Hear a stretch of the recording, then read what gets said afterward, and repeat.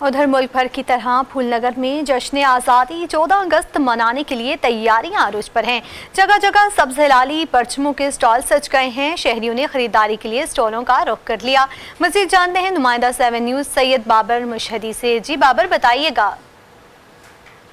जी बिल्कुल, यौम आज़ादी 14 अगस्त 1947 का दिन मनाने के लिए मुल्क भर की तरह फूलनगर में भी स्टॉल सज चुके हैं और स्टॉल पर मुख्तलिफ़ किस्म के सामान जैसे बैजेज, चूड़ियाँ, पूनियाँ, बच्चों के लिए, बड़ों के लिए टोपियाँ, मफलर वगैरह। यहाँ पर सबज झंडों की बहार आ चुकी है। हर तरफ सबज झंडे ही झंडे नज़र आते हैं। तो इस वक्त जो शहरी हैं उन्होंने स्टॉलों का रुख कर लिया है।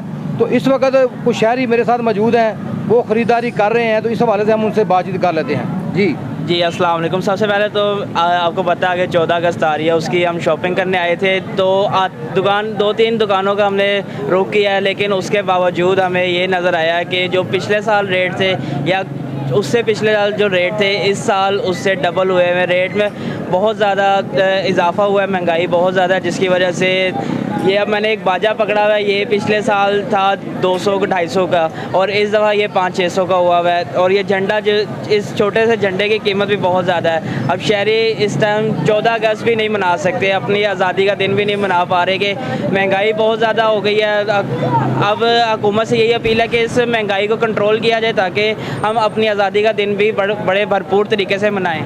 जी बिल्कुल, आपने शहरी की बात सुनी कि पिछले साल की निस्बत इस वक्त सामानों की कीमतों में बहुत ज़्यादा इजाफा हो चुका है। लेकिन उनका ये कहना है कि महंगाई हमारे वतन से ज़्यादा मोहब्बत की अहमियत नहीं रखती।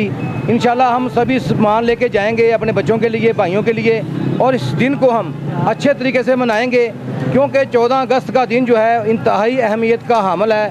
और ज़िंदा कौमें जो हैं वो अपना जो 14 अगस्त का दिन है वो धूमधाम से मनाती हैं। जी सैयद बाबर मुशहदी, आपका बहुत शुक्रिया।